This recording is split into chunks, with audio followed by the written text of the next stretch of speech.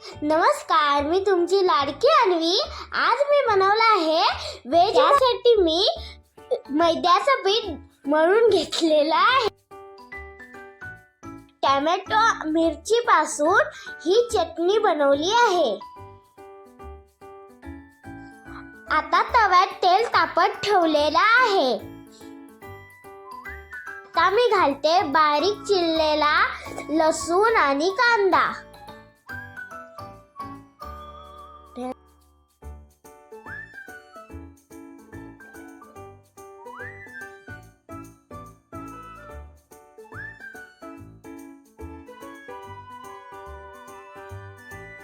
आता आपण घालूया बारीक चिरलेला कोबी आणि गाजर.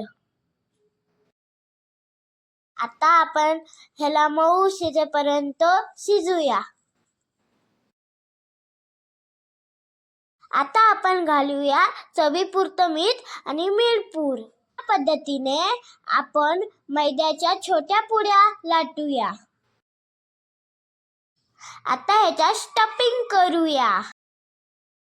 अशा पद्धतीने मोमोज स्टीम करूया.